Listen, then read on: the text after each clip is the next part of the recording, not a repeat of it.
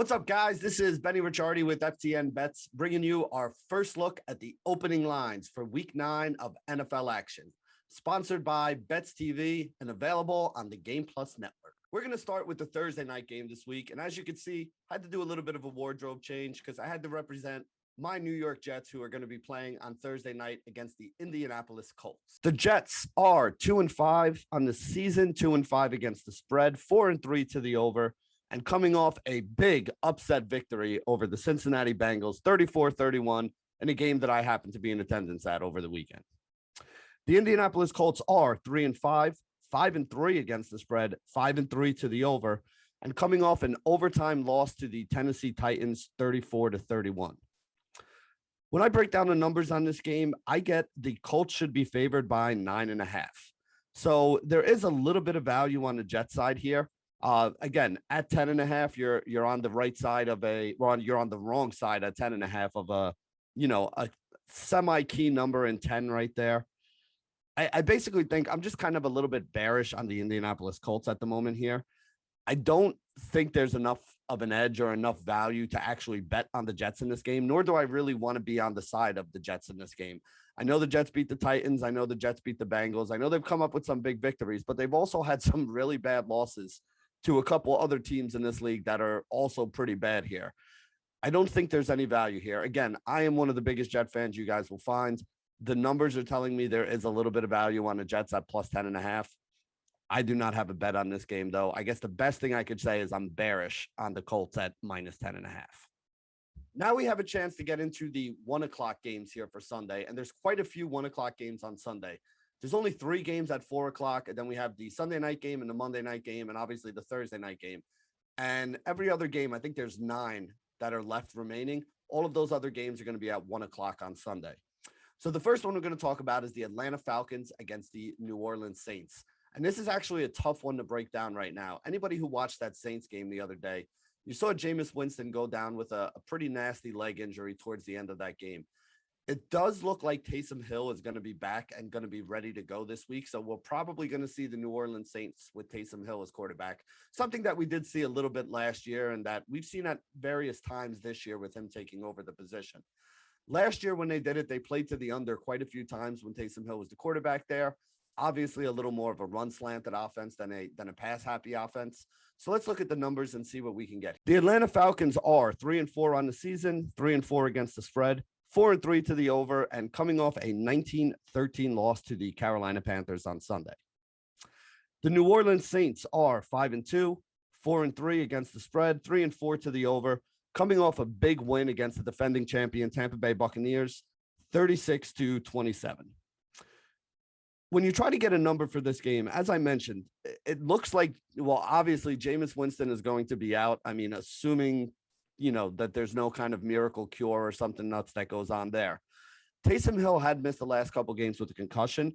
It looks like he's going to be back and is going to be the starting quarterback for this team, but we do not know that completely yet. And as you can see by the BetMGM lack of any numbers here, they're waiting to put a number up on this game until we get a little more clarity on that situation as well. DraftKings did not have a number up on Sunday night. They did put one up very early Monday morning, so I added it right before I did this video here. When I'm looking at this number, though, I mean, there isn't much here that I could really say, right? Like with Jameis versus Taysom Hill, I don't really think there's a major adjustment to make, but there is going to be a minor adjustment because, like I said, when they played with Taysom Hill last year, there were lower scoring games that they were playing. And so obviously we're not going to be looking for as high of a spread here. I wouldn't doubt if we see this at like a 4.5 or so when MGM does actually put their number up. And the 4.5 would be right on market. That's the number that I would have with Taysom Hill as the starting quarterback for this team. Even looking at the numbers that we have right now on DraftKings, +5, -105, -5, -115. It's basically in line with the number that I have here of about -4.5 if Taysom Hill's the starting quarterback. So overall, not a lot of value to talk about on this game. So let me run through the numbers for you here, even though we don't actually have any, anything to bet on here in this game. Denver is 4-4, 4-4 against the spread, 2-6 to the over, coming off a win against the Washington Redskins, 17-10. Dallas is 6-1 on the year, 7-0 against the spread, 5-2 to the over, coming off a win against the Minnesota Vikings, 22-16 on Sunday night. As I mentioned in the open to this game, if Dak plays, probably looking at Dallas minus 7.5 here. If Dak does not play, you're probably looking at Dallas minus, I don't know, maybe 1.5, maybe 2 points somewhere in there. Until we get that information, there really isn't much we can talk about here. So we're just going to have to wait until later on in the week. We're going to have to see whether or not Dak is going to be able to play. We're going to have to see what number the books put up, and then we'll talk about it there. The next game we can talk about, though, the New England Patriots against the Carolina Panthers. New England is 4-4 on the year, 4-4 against the spread, 4-4 to the over, and coming off a very good 27-24 upset of the Los Angeles Chargers in a game that we told you the Chargers were too big of a favorite for.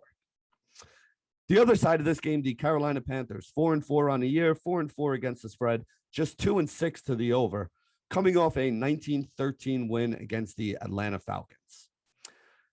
So let's see. Sam Darnold got hurt at the end of this game for the Carolina Panthers. If Darnold was playing in this game, I would say that New England deserves to be favored by about only 1 point. Without Sam Darnold, I think that we're maybe a little bit too rich here. My number actually comes out to more like 2.5 than 3. So I guess there's a little value on the Carolina side, especially because you're getting the full field goal. I guess the way I'll say it is this. If Sam Darnold does play, I think getting a field goal with the Panthers as a home dog is probably where the value is and the side you want to be on. If Sam Darnold doesn't play here, I think I'm pretty much on market and I'm going to be avoiding this game altogether. So again, Darnold in, you could probably take Panthers +3. Darnold out, pretty much on market. That's what these numbers are telling me here.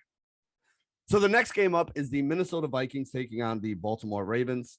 Minnesota is 3-4 on the year, 3-4 against the spread, 3-4 to the over, coming off a 20-16 loss to the Dallas Cowboys with their backup quarterback, Cooper Rush.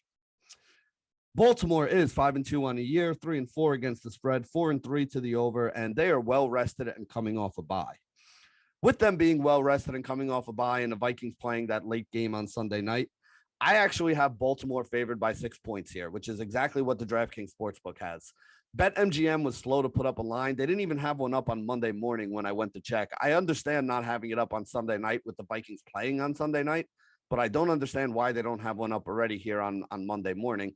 Normally teams don't have, or normally a book won't put a spread up for a team if there's some kind of quarterback issue. But as far as I know, I mean, Kirk Cousins finished that game. I didn't see anything, that would lead me to believe they shouldn't have a number up here. So I'm not really sure why BetMGM is slow with the number. But like I said, my number on this game is -6, which is the same number that DraftKings has. I'm assuming BetMGM comes out with a number very similar. No value in this one. The next game up is the Cleveland Browns taking on the Cincinnati Bengals. Cleveland is 4-4 on the year, 4-4 against the spread, 4-4 to the over, and coming off a 15-10 loss to the Pittsburgh Steelers. Cincinnati is 5-3 on the year, 4-4 against the spread, 3-5 to the over, and coming off a very bad 34-31 loss to the New York Jets in New York. So when I run numbers on this game, I get the Cincinnati Bengals should be favored by about 1 point here. So I'm kind of bearish on the Cincinnati Bengals at a full 3 points here.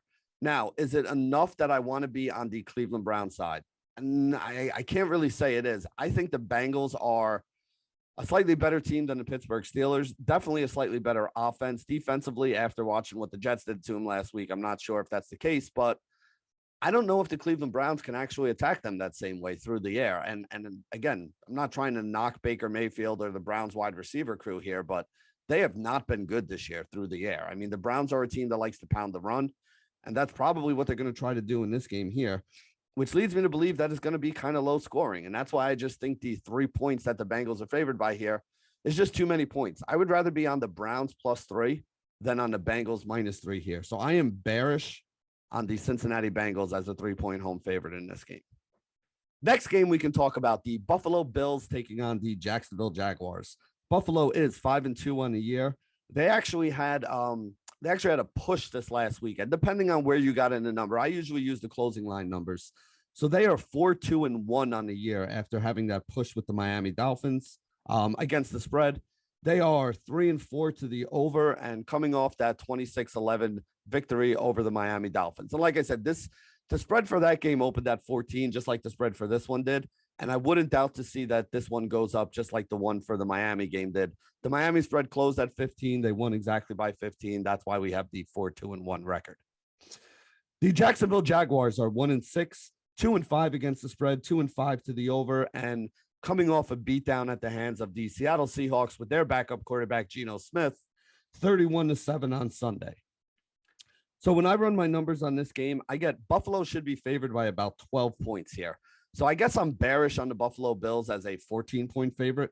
Not bearish enough that I want to bet on the Jacksonville Jaguars or be on the other side of this game, but bearish enough that I don't think it's a good idea to tease the Bills down to, -8, or if this, drifts up to 15 or 16 to tease them down to -9 or -10. But I also have no desire to be on the Jacksonville side. I wouldn't even tease Jacksonville up to 20 because I wouldn't put it by Buffalo that they could actually beat them by 20 plus points here. I just think 14 is a little bit too many. If I had to pick a side, I would be on Buffalo in like a survivor pool, or not a survivor pool, in like a, an office pool or something like that. But really, I don't want to touch this game. I don't think there's any value here. So next up, we have a battle of two bad teams here. We have the Houston Texans taking on the Miami Dolphins. The Texans are 1-7 on the year, 4-4 against the spread, though, and 4-4 to the over. They are coming off a 38-22 loss to the Los Angeles Rams. The Miami Dolphins are 1-7 on the year, 2-5-1 against the spread. Again, that tie is the game that they played the other day against the Buffalo Bills. They are 4-4 to the over as well, coming off that 26-11 loss to Buffalo. The number I get for this game is the Dolphins should be favored by -6. So I'm not really interested here at -7. I don't want to give up the touchdown there. It's not enough to put me on the Texan side at +7. This is just another one of those games where I just don't see any value here. The 4:00 games will be a little bit better for betting for those of you wondering where the good games to bet on are. But so far, the 1:00 games, not a lot that I'm really in love with. And that brings us to the last of the 1:00 games, the Las Vegas Raiders taking on the New York Giants.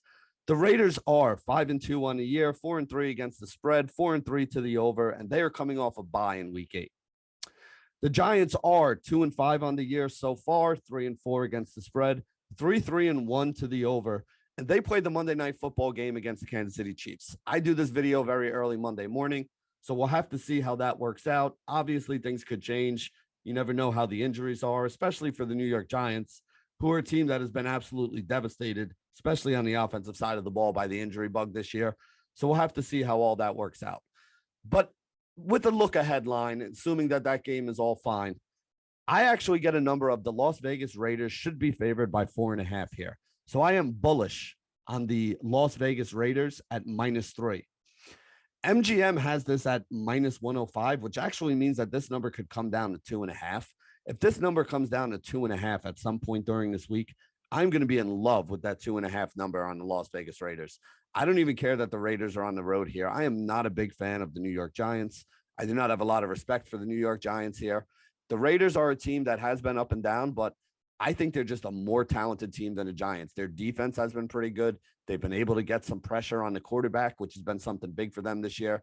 And then offensively, they do enough to put up some points on the board and not make those massive mistakes that cost them games. So I'm a big fan of the Las Vegas Raiders here.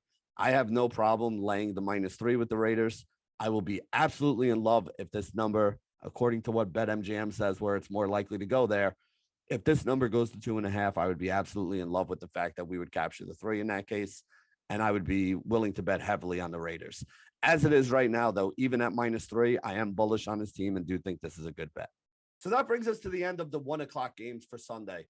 We're going to take a little bit of a break here, and we'll be right back with the 4:00 games, the Sunday night game, and the Monday night game here on FTN Bets.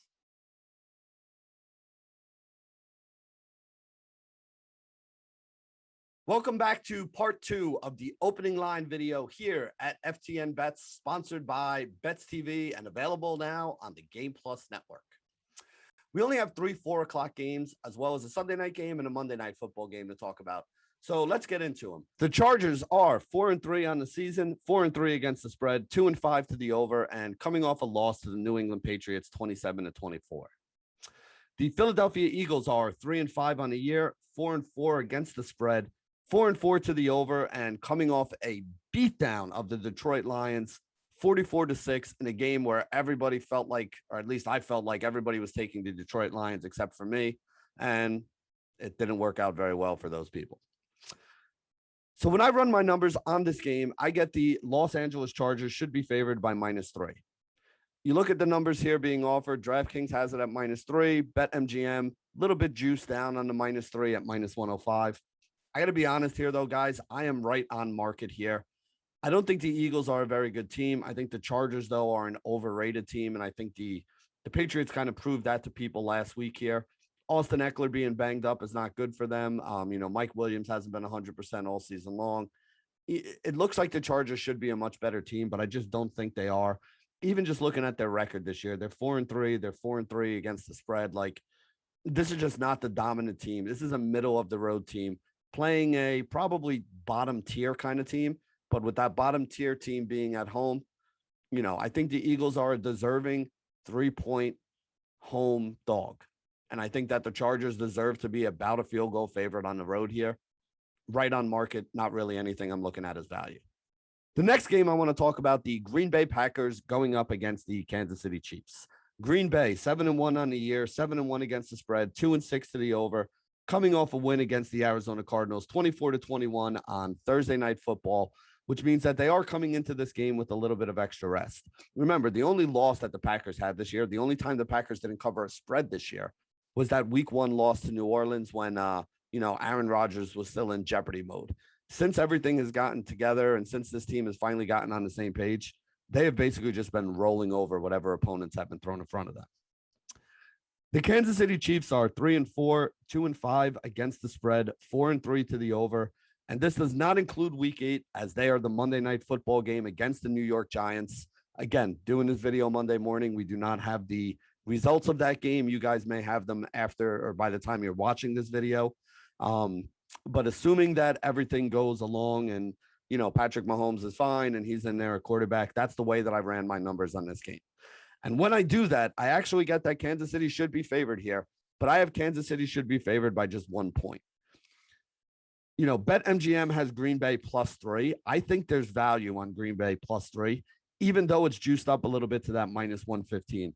I think by the end of the week, you're going to see this number come, if not a little more, towards the DraftKings -2.5 plus 2.5, where you're not getting the full field goal with the Packers, or maybe even a little bit lower than that to get down to my number, which is Chiefs -1.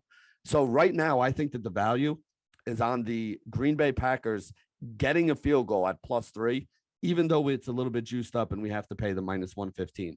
I like the idea of having that field goal protection with the Packers here. The Packers could honestly come out and win this game outright. It's not like we've seen a very good Kansas City Chiefs team. I want to see the status of Devontae Adams, though, before I really drop that bet, because I would feel much better about the +3 if I knew Devontae Adams was playing. I would feel much better about the money line if I knew Devontae Adams was playing. For now, though, I think the way to play this game is to take the Packers +3. That's where I think the value is. So I'm bearish on the Chiefs, bullish on the Packers at +3. So the next game up is an interesting one, divisional game between the Arizona Cardinals and the San Francisco 49ers. Arizona is 7-1 on the year, coming off their first loss to the Green Bay Packers, the aforementioned Green Bay Packers. 6-2 against the spread, 3-5 to the over. And again, 24-21 to the Packers on Thursday Night Football, first loss of the season for the Arizona Cardinals. San Francisco is 3-4 on the year, 2-5 against the spread, 4-3 to the over, coming off a win against the Chicago Bears, 33-22. This is another game that I actually like. I have Arizona should be favored by 4.5 points in this game. So I am very bullish on the Arizona Cardinals here. The number I like the most is obviously the -2.5 on BetMGM, because then we get the field goal on our side as well.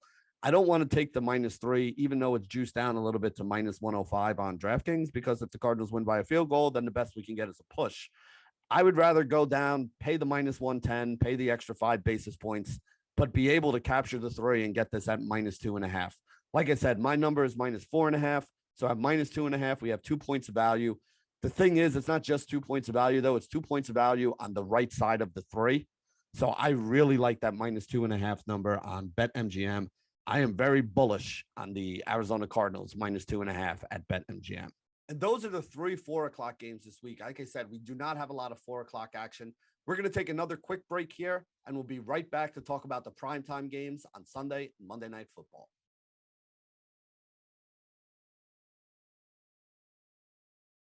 Welcome back, everybody. We got 2 games left to discuss here. Sunday Night Football game, Monday Night Football game. We're going to start with the Sunday Night Football game between the Tennessee Titans and the Los Angeles Rams. The Tennessee Titans are 6-2, 6-2 against the spread, 5-3 to the over, coming off a big overtime victory over the Indianapolis Colts, 34-31, puts them in the driver's seat of this division. The Los Angeles Rams are 7-1, 4-4 against the spread, 5-2-1 to the over, coming off a win against the Houston Texans, 38-22. That honestly wasn't that close. They were up big, and then the Texans kind of came back late.